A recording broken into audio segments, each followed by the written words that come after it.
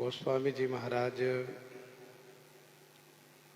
पूर्व प्रसंग में वर्णन किए कि जो श्री शंकर भगवान कलयुग के प्राणियों के हित के लिए साबर मंत्र का सृजन किए, साबर मंत्र बनाए। जो साबर मंत्र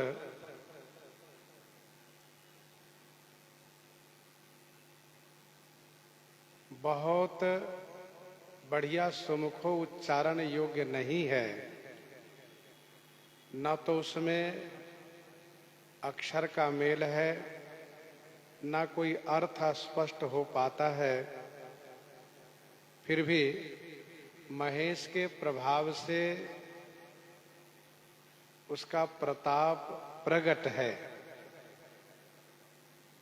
वही महेश मेरे ऊपर अनुकूल हैं, प्रसन्न हैं।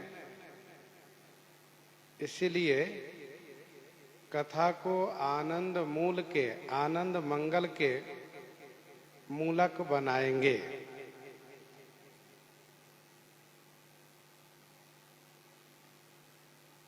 मैं शिव पार्वती को स्मरण करके, उनकी प्रसन्नता को प्राप्त करके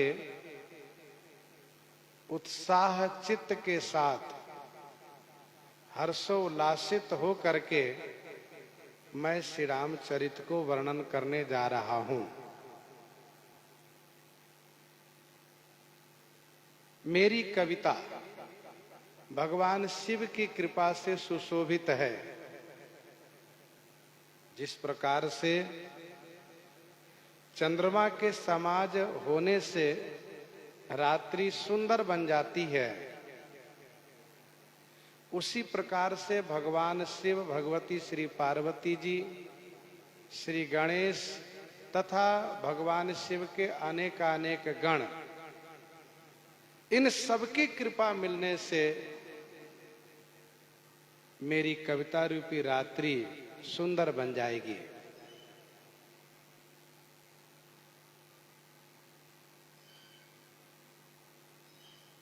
शशि समाज मिली मनहु सुराती,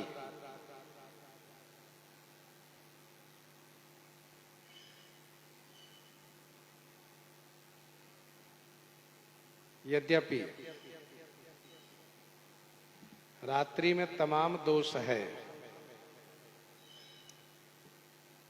भय होना, अंधकार होना, फिर भी यदि चंद्रमा है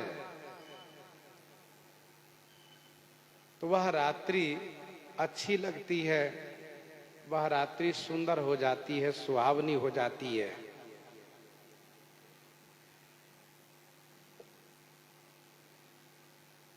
इसके बाद भगवान शिव, इसके बाद गोस्वामी श्री तुलसीदास जी महाराज उन सभी को आशीर्वाद दे रहे हैं।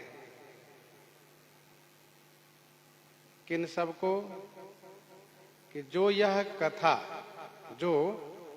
कथा माने इस कथा को स्नेह के साथ, सचेत माने सावधान हो करके, समझ करके कहेंगे और सुनेंगे। होई है राम चरण अनुरागी, कलिमल रहित सुमंगल भागी। होई है राम चरण अनुरागी, कलिमल रहित सुमंगल भागी। जो भी कोई, किसी भी जाति, समाज, देश काल के रहने वाले इस कथा को स्नेह पूर्वक, सावधानी पूर्वक, समझ करके कहेंगे सुनेंगे, वे श्री राम चरणानुरागी अवश्य हो जाएंगे। तथा कलिमल से रहित और सुंदर मंगल के भागी माने हिस्सेदार बन जाएंगे। कलिमल रहित सुमंगल भागी, कली के पाप से रहित होकर के सुंदर मंगल के हिस्सेदार बन जाएंगे।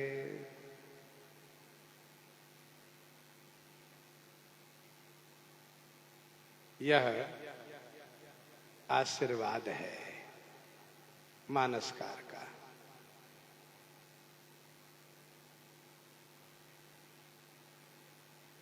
और जिन्ह यही बारी न मानस धोए, ते कायर कलिकाल विगोए, त्रिषित निरखी रविकर भव बारी, फिर यही मृगी जी में जीव दुखारी। अब इसको श्राप ही कहना चाहिए। यहां आशीर्वाद है तो वहां श्राप है।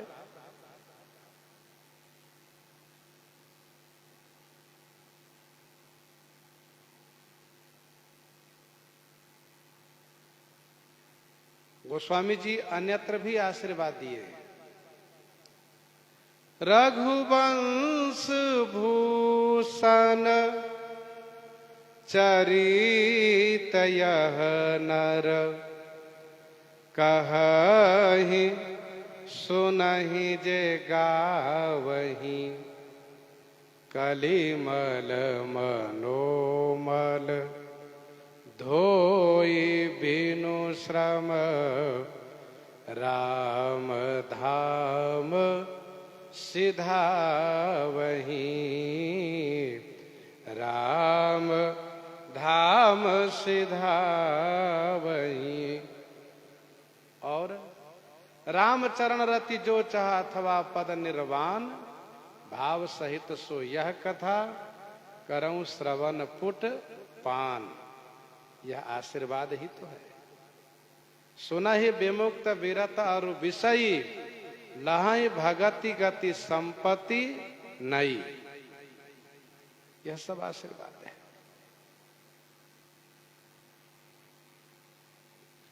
हो यही रामचरण अनुरागी, यह उपासना का फल है।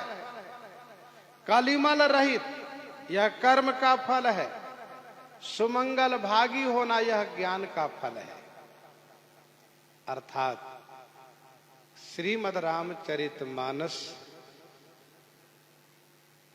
के माध्यम से श्री राम कथा श्रवण करने वाले को उपासना, कर्म और ज्ञान तीनों का फल मिलेगा।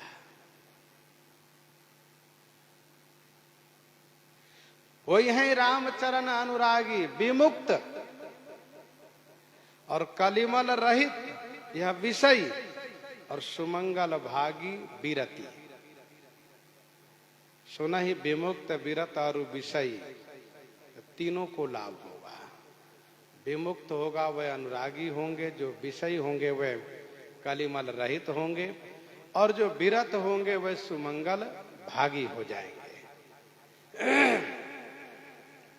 कलिमल रहित सुमंगल भागी, सुंदर मंगल के हिस्सेदार बन जाएंगे। वह सकल सुमंगल दायक,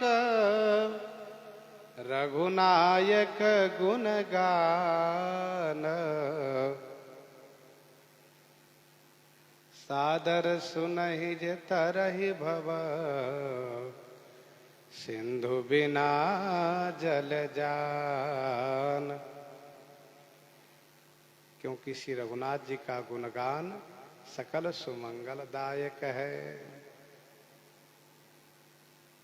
अब आगे कहते हैं, सपने हूँ साँच हूँ मोहि पर, जौहर गौरी पसाऊ, तो फुर होई जो कहे सब, भाषा भनित प्रभाव, भाषा भनित प्रभाव, सपने हो साचे हूँ मोहि पर, जौ हर गौरी पसाओ। सपने हूँ साचे हूँ मोहि पर, जौ हर गौरी पसाओ। जौ मोहि पर हर गौरी, सपने हूं साचे हूं पसाऊ। तो भाषा भनित प्रभाव, जो कहूं सब फुर हो। जो यदि मेरे ऊपर श्री शंकर भगवान, गौरी भगवती श्री पार्वती जी का स्वप्न में और साचे हूं माने सचमुच मेरे ऊपर, पसाऊ माने प्रसन्नता है, कृपा है, तो माने तो इस भाषा भनित का प्रभाव जो मैंने कहा है वह सब फुर हो, फुर माने सत्य हो जाए। तो फुर होई जो कहे सब, भाषा भनीति प्रभाव, सपने हूँ साचे हूँ मोहि पर।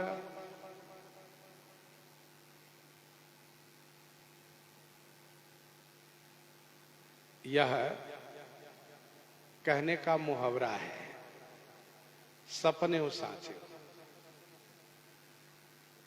सपने में और साचे हो, सपने में भी और सचमुच यदि मेरे ऊपर आप प्रसन्न हैं तो, यह कहने का मुहावरा है। दूसरा इसका भाव यह है कि भगवान शिव पार्वती श्री तुलसीदास जी महाराज को स्वप्न में दर्शन दिए। कहां? काशी में।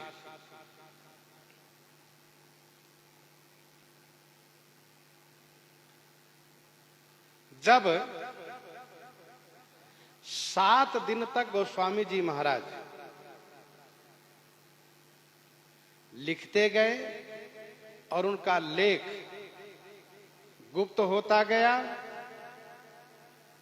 तो 8वें दिन श्री तुलसीदास जी महाराज बड़े चिंतित हो गए, बड़े दुखी हो गए।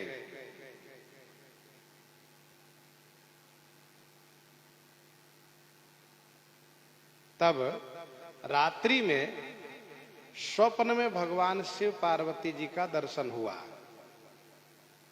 शिव जी ने कहा, आप श्री अयोध्या जी में जाइए और वहां जाकर के भाषा में रचना कीजिए।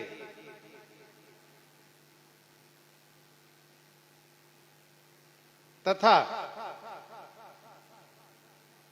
संस्कृत के पीछे मत परेशान होइए। मेरे आशीर्वाद से आप द्वारा रचित भाषा में श्री रामचरित सामवेद की ऋचाओं के अनुसार, सामवेद की ऋचा के, सामवेद की ऋचाओं के अनुसार फलप्रद होगा, कल्याणकारी होगा। अर्थात सामवेद के मंत्र के जैसा प्रभावशाली होगा। सामवेद की ऋचा के अनुसार ये महत्वपरक होगा।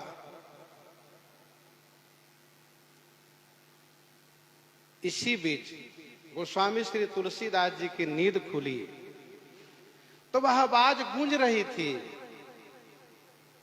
कि आप भाषा में रचिए, और वह सामवेद के मंत्र के समान प्रभावशाली होगा। उठकर बैठ गए। इसी बीच उन्होंने देखा कि भगवान शिव पार्वती सामने प्रकट हुए, वंदन प्रणाम किया, और भगवान शिव ने उसी बात को दोहराते हुए कहा कि आप अयोध्या जी के लिए प्रस्थान कीजिए। गोस्वामी जी ने कहा कि मैंने जो 7 दिन तक लिखा है वह कहाँ गया?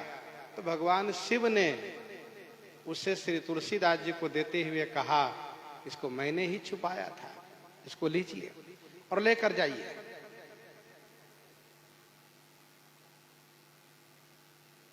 गोस्वामी श्री तुलसीदास जी महाराज उसको लेकर के श्री अयोध्या जी आए। उसी बात को यहां पर कह रहे हैं कि सपने हूं साँचे हो मोहि पर, जौहर गौरी पसाऊ। सावर मंत्र में फूर शब्द का प्रयोग किया जाता है, इसलिए यहां पर भी गोस्वामी जी ने फूर शब्द का प्रयोग किया। तो फुर होई जो कहे सब, भाषा भनित प्रभाव।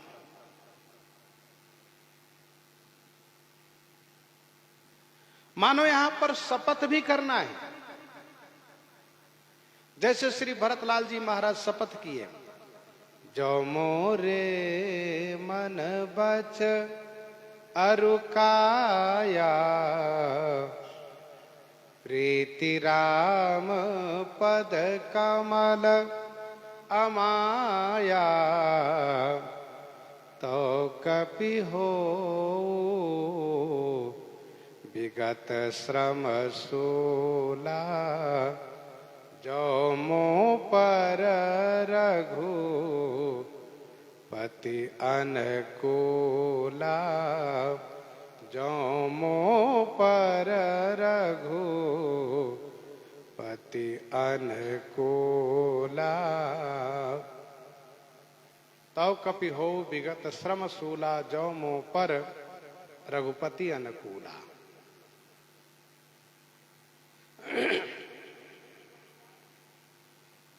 वैसे यहां पर शपथ है, तव फुर हो जो कहो सबा, भाषा बनित प्रभाव।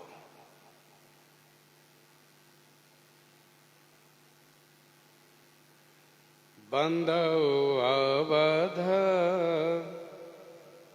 पुरी अति पावनी,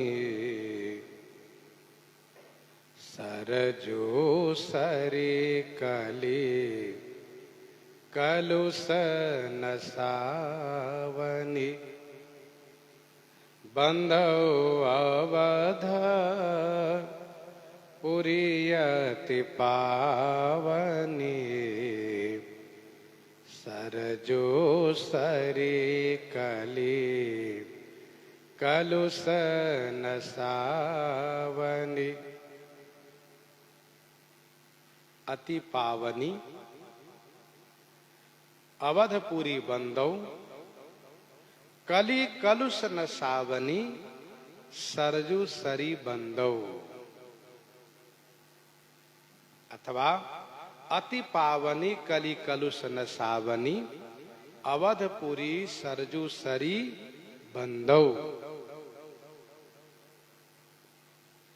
अति पावनी माने बहुत बड़ी पावनी, अतिशय पावनी श्री अयोध्या धाम को मैं वंदन प्रणाम करता हूं।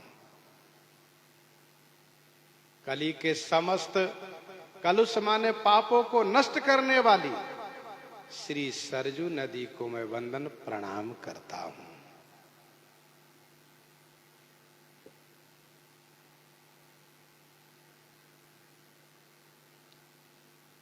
प्रधान पूजा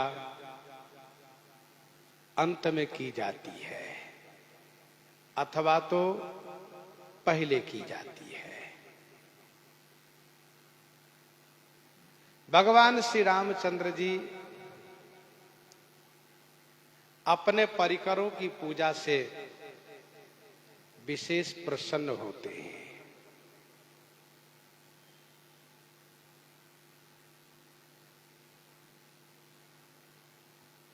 अवधपुरी, वह अवधपुरी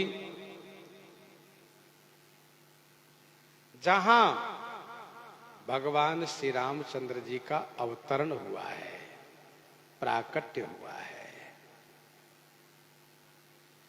उस बड़ी पावनी, अति पावनी श्री अयोध्यापुरी को मैं वंदन प्रणाम करता हूं। समस्त कली के पाप को नष्ट करने वाली श्री सरजू नदी को प्रणाम करता हूं। श्री अयोध्या जी अंगी है, श्री सरजू जी अंग है, इसलिए श्री अयोध्या जी के साथ श्री सरजू जी का भी वंदन प्रणाम एक साथ गोस्वामी जी कर रहे हैं।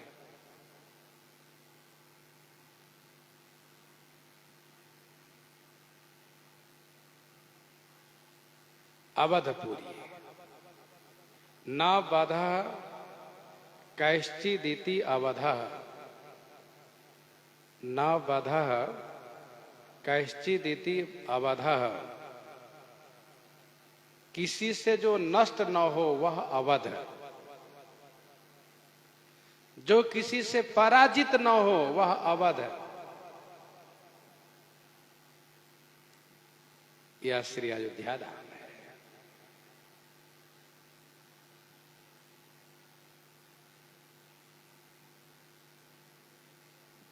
इस पर किसी का स्वामित्व स्थापित हो नहीं पाया, चल नहीं पाया।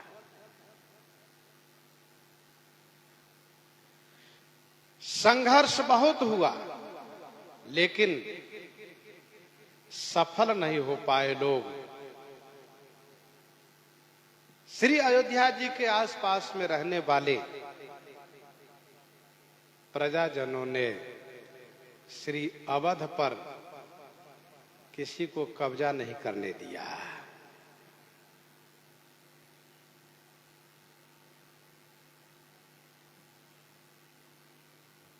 उस दुष्ट लोगों ने, जिसने मंदिर को ध्वस्त करके मस्जिद खड़ा किया, फिर भी मस्जिद में वह कभी पूर्ण रूप से काबिज नहीं रहा। श्री काशी जी, मथुरा जी, अर्थात श्री काशी विश्वनाथ भगवान के वह मंदिर, भगवान श्री कृष्ण के वह जन्म स्थान पर लोग काबिज हो गए, लेकिन यहां काबिज नहीं हो पाए थे।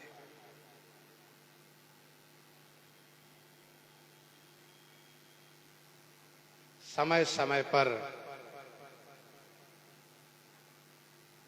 अयोध्या के आसपास में रहने वाले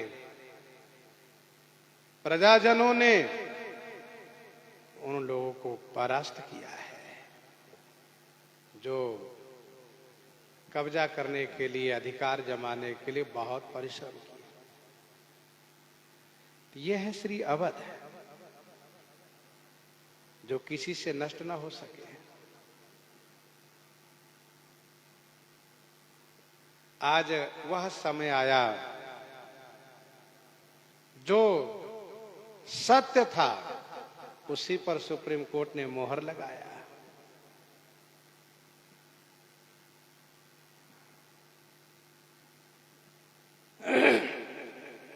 बंधव अवधपुरी अति पावन, सरजू सरी कली कलुष न सावनी।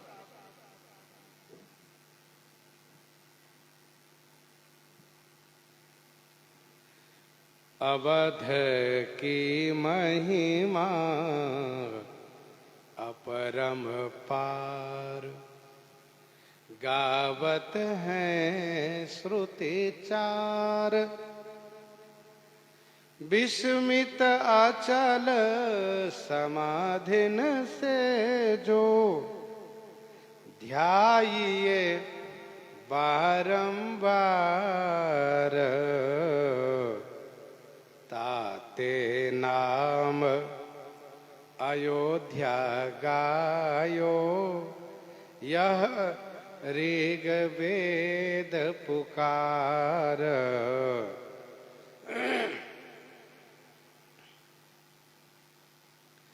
राजधानी परवल कंचनमय, राजधानी प्रबल कंचनमय, 8 चक्र नवद्वार,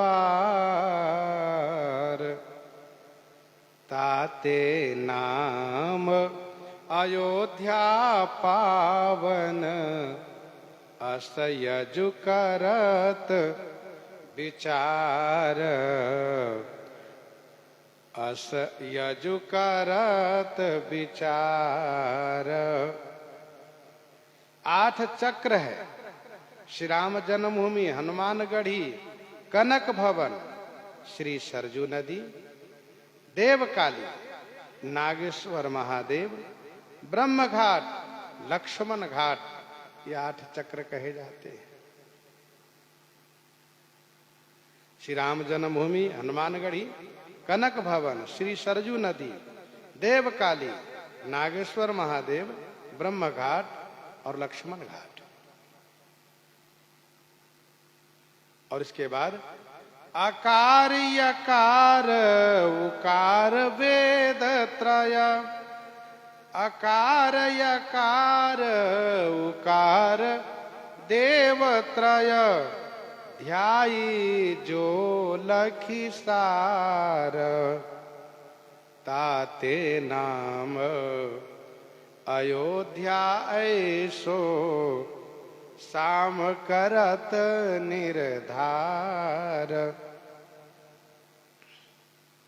सामवेद कहते हैं कि यकार यकार उकार अयोध्य, अर्थात मुनियों ने ऋषियों ने इसे श्री अयोध्या जी को त्रिदेव के रूप में देख करके ध्यान किया है, इसलिए इसका नाम श्री अयोध्या जी है।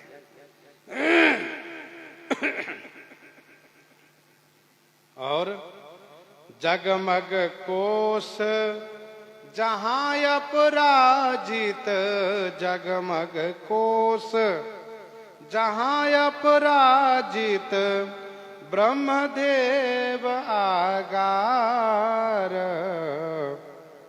ताते नाम अयोध्या ऐसो, कहत अथर्व उदार, ताते नाम अयोध्या ऐसो, कहत अथर्व उदार। जगमग कोश जहां पराजित, ब्रह्मदेव आगार, ताते नाम अयोध्या ऐसो, कहत अथर्व उदार। यह श्री राम सुधा ग्रंथ का पद है। श्री काष्ठजीवा स्वामी जी ने लिखा है इस पद को।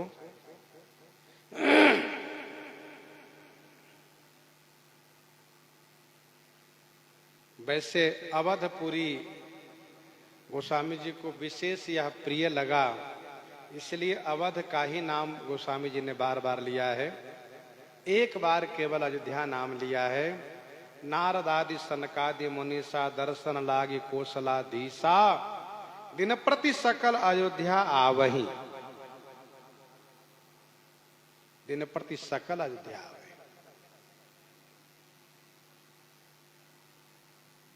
अयोध्या शब्द का अर्थ आपने सुना। अकारो वासुदेवः स्यात्, यकारोस्ति प्रजापति। अकारो वासुदेवः स्यात्, यकारोस्ति प्रजापति। उकारो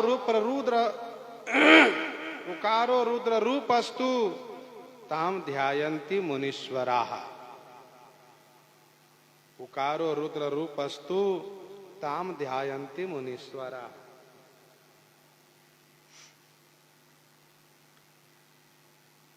यह अति पावन श्री अयोध्या जी हैं, क्योंकि देखत पुरी अखिल अघ भागा, देखत पुरी अखिल अघ भागा। वन उपवन बापिका तडागा।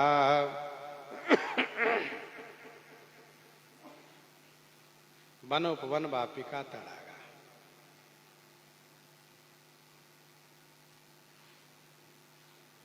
श्री अयोध्या जी भगवान के चक्र पर स्थापित है, भगवान के चक्र पर स्थिर है, भूमि से ऊपर है यह।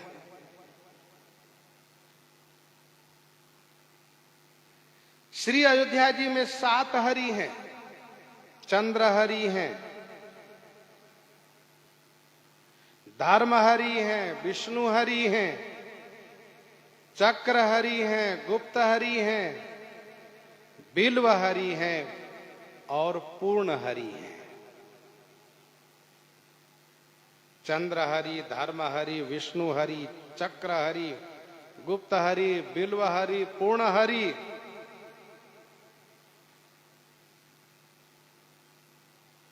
सरजो सरि कलि कलुषन सावनी। समस्त कली के पाप को नष्ट करती हैं श्री सरजू जी। जाम जनते बिनहि प्रयासा, मम समीप नर पावहि बासा। उत्तर दिशि बह सरजू पावनी, जन्म भूमि मम पूरी सुहावनी।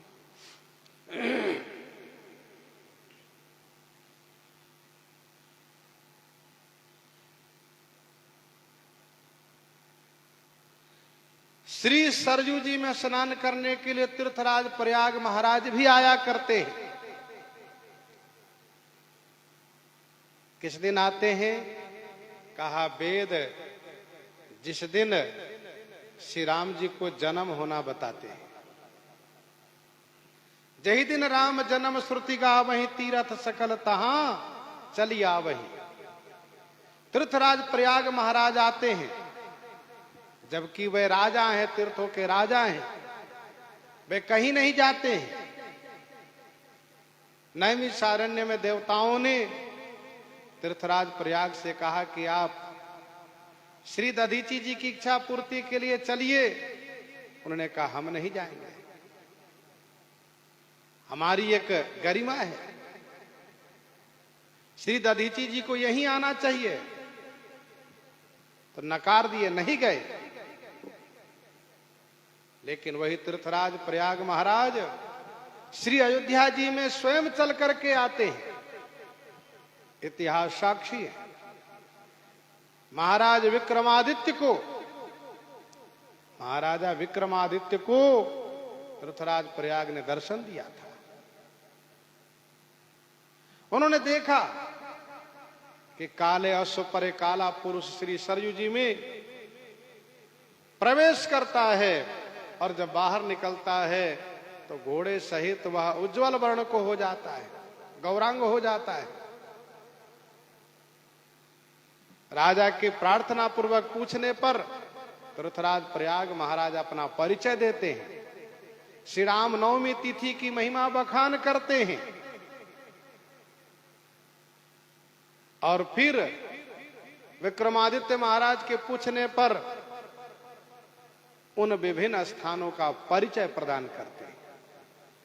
कहने का अभिप्राय यह है कि तीर्थराज प्रयाग महाराज भी श्री अयोध्या जी आया करते हैं, क्योंकि तीर्थराज प्रयाग में माघ के महीने में कल्पवास करके तमाम लोग जाकर स्नान करते हैं। सब अपना अपना पाप धुल करके आते हैं। सबके पाप को लेकर के श्री सरजू जी में तीर्थराज प्रयाग महाराज आकर के धुल लेते हैं। यह है श्री सरजू जी की महिमा। सरजू सरी कलि कलुष न सावनी।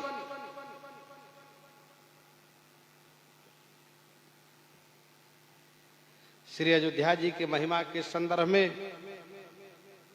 रुद्रयामल अयोध्या महात्मा में श्री वशिष्ठ संहिता में विस्तार से वर्णन है। अयोध्या, मथुरा, माया, काशी, कांची, अवंतिका, पुरी, द्वारावती चैव सप्तैते मोक्षदायिका।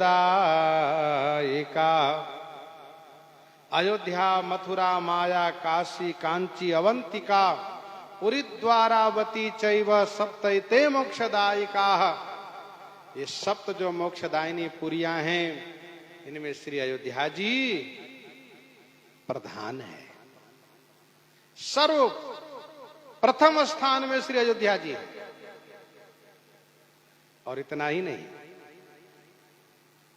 श्री अयोध्या जी भगवान के विभिन्न अंगों में से मस्तक है, और मस्तक सबसे श्रेष्ठ अंग माना जाता है।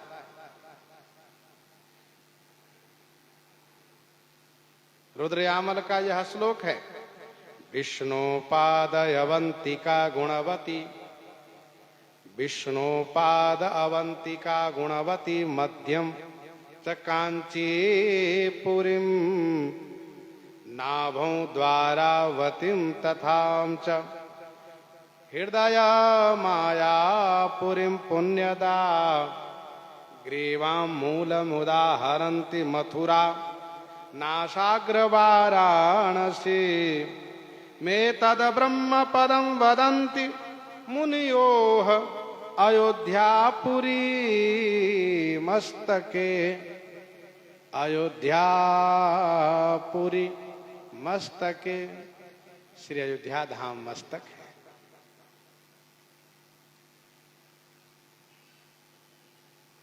अयोध्या नगरी नित्या, अयोध्या नगरी नित्या, सच्चिदानंद रूपिणी, यदांशांसेन गोलोका,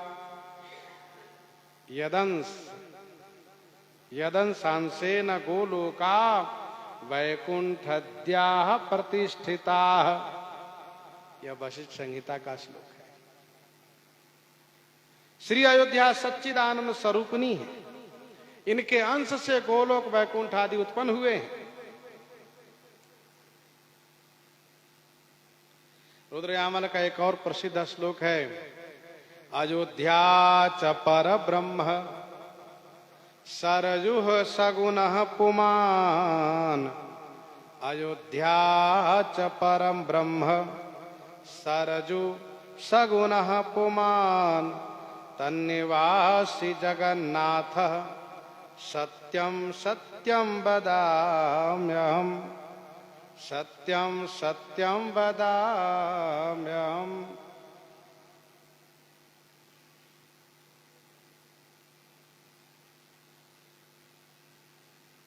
तो यह है श्री अयोध्या धाम, श्री सरजू मैया।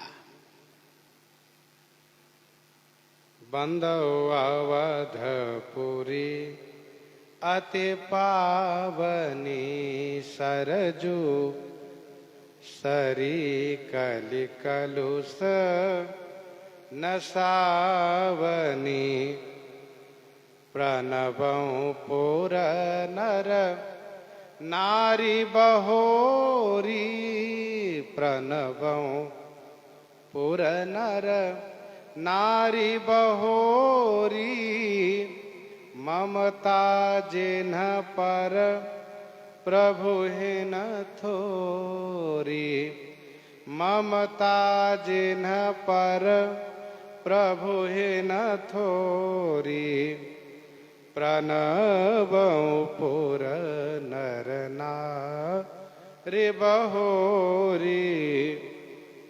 बहोरी पुर नर नारी प्रणवं। बहोरी माने पुनः, पुर के सभी नर नारी को, प्रणव माने प्रणाम करता हूं। ममता जिन्ह पर प्रभु ही न थोरी, जिन्ह पर प्रभु की ममता थोड़ी नहीं अर्थात बहुत है। ममता जिन पर प्रभु ही न थोरी। प्रणवौ पुर नर नारी बहोरी। बहोरी माने फिर। पुर के सभी नर नारी को मैं वंदन प्रणाम करता हूं, क्योंकि तन निवासी जगन्नाथ सत्यम सत्यम वदाम्यहम्। ये सब भगवान जगन्नाथ के स्वरूप हैं।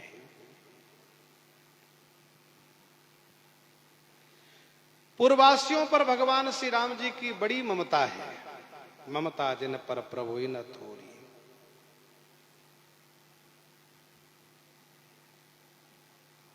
अति प्रिय मोही यहाँ के बासी, मम धामदापुरी सुख राशि। भगवान श्री राघवेंद्र सरकार को अयोध्या और अयोध्यावासी पर विशेष ममत्व है। तभी तो कहते हैं यद्यपि सब वैकुंठ बखाना, वेद पुराण विदित जग जाना, अवधपुरी संप्रिय नहीं सो, यह प्रसंग जानहि को।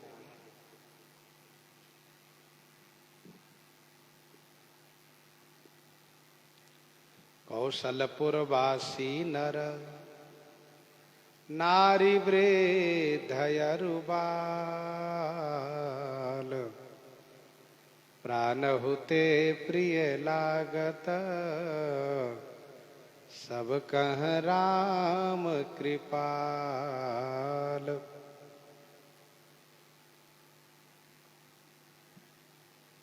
पूर्ववासियों पर इतनी ममता क्यों है?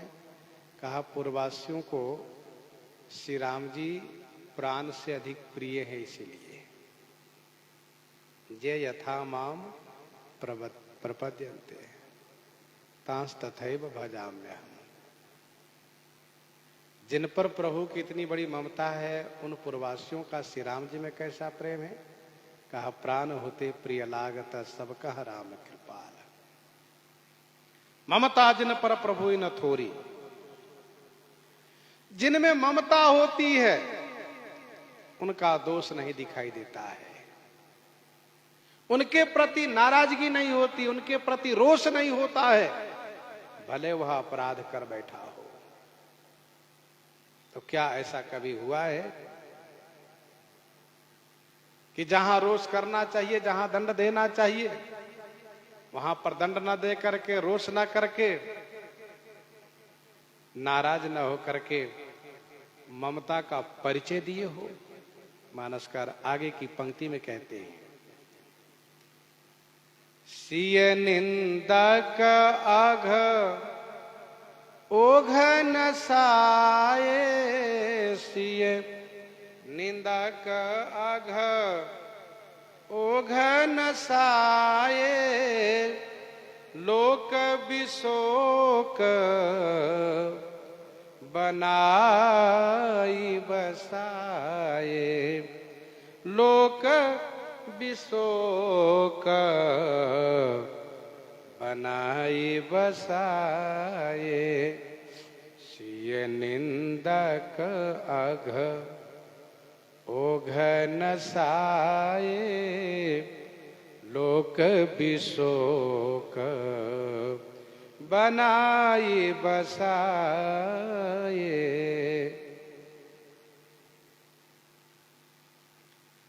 जिसने श्री सीता जी की निंदा की, सिय निंदक, श्री सीता जी को जिन्होंने निंदा किया, उसके अघ ओघ, अघ माने पाप, ओघ माने समूह, पाप समूहों को, नसाए माने नष्ट करके, विशोक लोक बनाई बसाए, विशोक लोक बना करके उनको बसाया।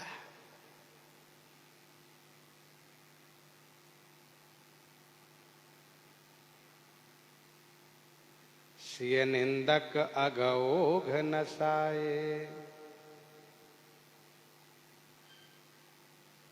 कुछ लोग इस कथा को छेपक मानते हैं।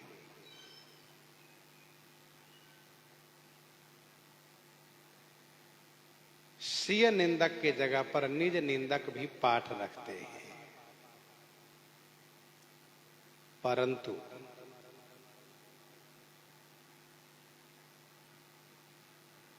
यह कथा श्रीमद् वाल्मीकि रामायण में भी वर्णित है। यद्यपि श्रीमद् वाल्मीकि रामायण के उत्तरकांड को कुछ विद्वान महापुरुष स्वीकार नहीं करते हैं, फिर भी वहां वर्णित है। गोस्वामी श्री तुलसीदास जी महाराज इस कथा को रामज्ञा प्रश्न, दोहावली, रामज्ञा प्रश्न 6, 6, 7 में पढ़ना चाहिए। दोहावली 492, 93 में, कवितावली उत्तरकांड 6, 139, 40 में पढ़ना चाहिए। गीतावली उत्तरकांड 25 से लेकर के 36 तक पद में पढ़ना चाहिए।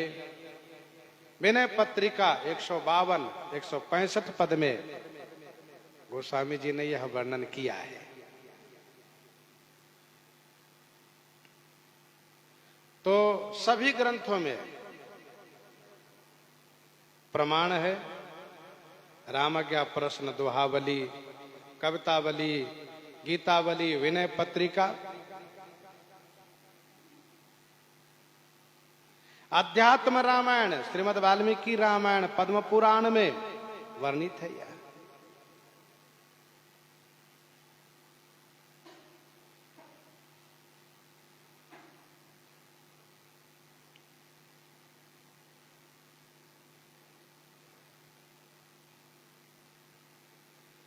और वह सिय निंदक है कौन? कहा वह धोबी है एक।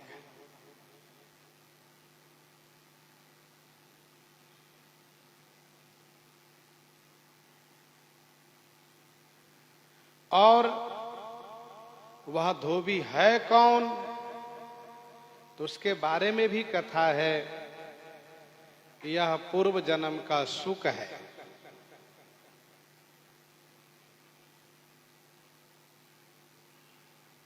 यह सुख है। श्री किशोरी जी ने बाल्यावस्था में एक सुख और सुखी को अलग अलग कर दिया था, जिसे सुख ने यह श्राप दिया था कि जिस प्रकार से आपने मुझे अलग किया है, वैसे आपको भी अपने पति से अलग होना पड़ेगा।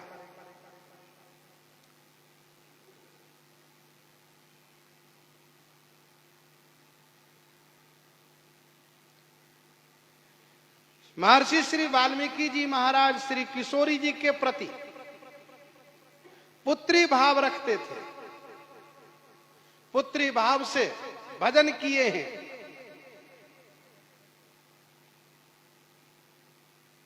उसके उस मनोरथ को, उनके उस मनोरथ को पूरा करना था, इसलिए भी यह चरित किया गया।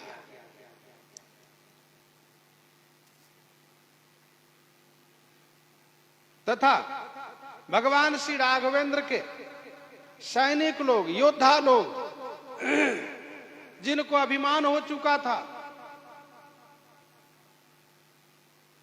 कि हमने असुरों को मारा, हमने लंका के उन सभी राक्षसों को परास्त किया,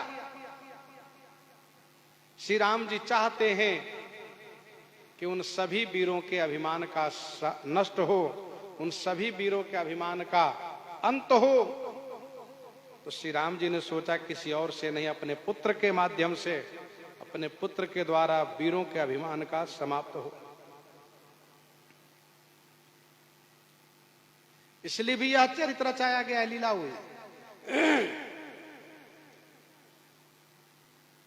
गीतावली के अनुसार पिताजी की आयु का उपभोग करना था, इसलिए भी श्री सीता जी को वन भेजना यह कारण बना था।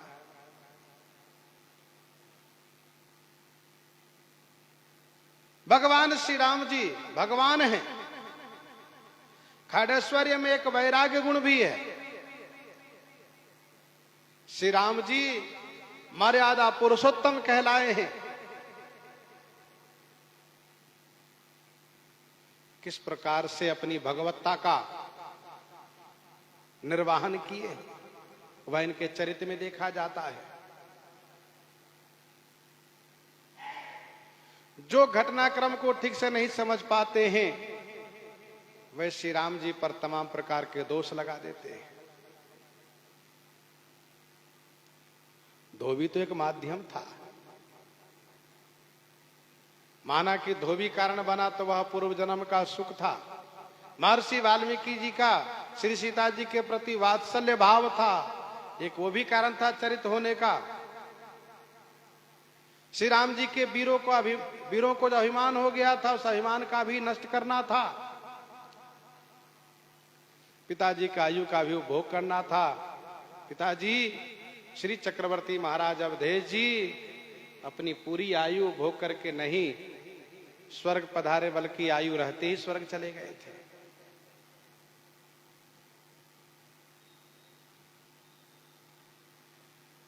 उस धोबी के पाप को श्री अयोध्या जी, श्री सरजू जी नष्ट करने में अपनी असमर्थता दिखाए। श्री अयोध्या जी ने, श्री सरयू जी ने कहा कि हम इनके पाप को नष्ट नहीं कर सकते। प्रजा लोग उनसे बहुत नफरत करने लगे, घृणा करने लगे।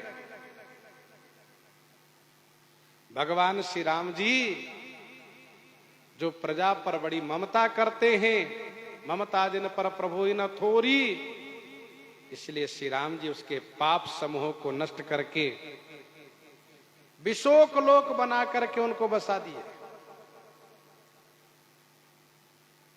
नित्यधाम साकेत के दक्षिण द्वार पर शांतानिकपुर में इनको निवास दिए। साकेतवासी गोपालाचार्य जी महाराज कहा करते थे कि उनके लिए विशोक लोक बनाए। विशोक लोक, जिस लोक को नष्ट होने का कोई कारण न हो, कोई माध्यम न हो, कभी वो नष्ट हो ना, नष्ट न होने वाला लोक बना करके उनको बसाए, उनको अलग से सुख सुविधा दिए। सिय निंदक यघ ओघ नसाए, लोक विशोक बनाए बसाए। तो आपने रामज्ञा प्रश्न, दोहावली, कवितावली, गीतावली, विनय पत्रिका का पद संख्या सुना है। इन पदों को आप पढ़ेंगे तो और सभी भाव स्पष्ट हो जाएगा। बंदौ कौसल्या दिशि प्राची, बंदौ कौसल्या दिशि प्राची, कीरति जासु सकल जग माची, कीरति जासु सकल जग माची, बंदौ कौसल्या दिशि प्राची। बंदौ कौसल्या दिशि प्राची, कीरति जासु सकल जग माची। श्री कौशल्या जी रूपी प्राची दिशि बंदौ, श्री कौशल्या जी रूपी प्राची दिशि माने पूर्व दिशा को मैं वंदन प्रणाम करता हूं। जासु कीरति सकल जग माची, जिनकी कीरति संपूर्ण जगत में, माची माने फैली हुई है। बंदौ कौशल्या दिशि प्राची, श्री कौशल्या जी को सबसे अलग करके वंदन किए, क्योंकि सबसे बड़ी भाग्यशालिनी तो श्री कौशल्या जी हैं, जिनके उदर में भगवान निवास किए। सर्वप्रथम उन्हीं को दर्शन दिए।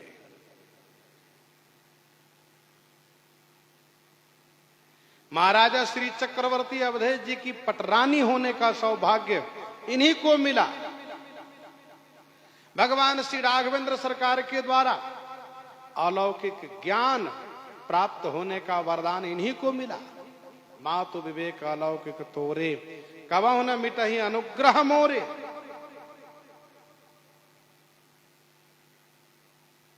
श्री कौशल्या जी रूपी प्राची दिशा माने पूर्व दिशा को मैं वंदन प्रणाम करता हूं, जिनकी कीर्ति संपूर्ण जगत में माची माने फैली हुई है। कीर्ति जासु सकल जग माची,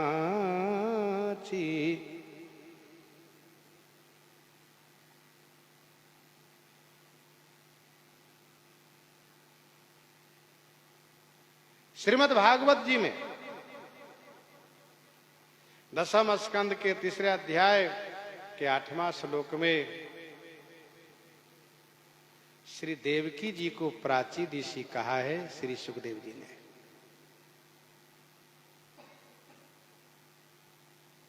प्राची दिशि पूरब दिशा, जहां से कि पूर्णिमा के चंद्रमा उदित होते हैं।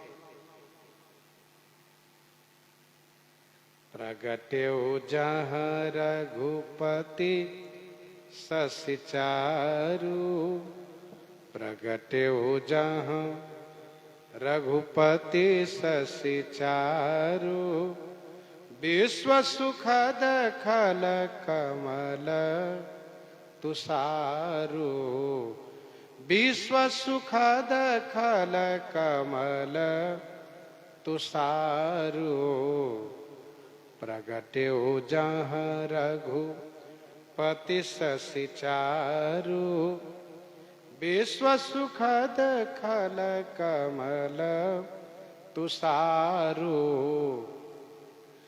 विश्व सुखद खल कमल तुषारु, रघुपति चारु शशि जहाँ प्रगट्यो।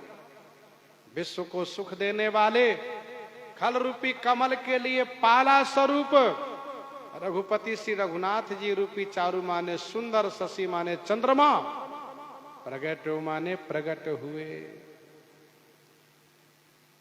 इसलिए मैं श्री कौशल्या जी रूपी पूर्व दिशा को वंदन प्रणाम करता हूं, जहां से श्री राम जी रूपी चंद्रमा प्रकट हुए। इसके बाद समस्त रानियों के साथ चक्रवर्ती महाराज दशरथ जी को वंदन प्रणाम करते हैं और श्री चक्रवर्ती जी को अलग से विशेष रूप से दोहे में वंदन प्रणाम करते हैं। इनके प्रेम की प्रशंसा करते हुए सो प्रसंग आगे श्रवण करेंगे। यही प्रहृदयांगम करते हुए आइए श्रवण करते हैं श्री भक्तमाल जी से। श्री राम नाम की गर्जना हो जाए संत भगवान से, जुगल गर्जना हो जाए संत भगवान।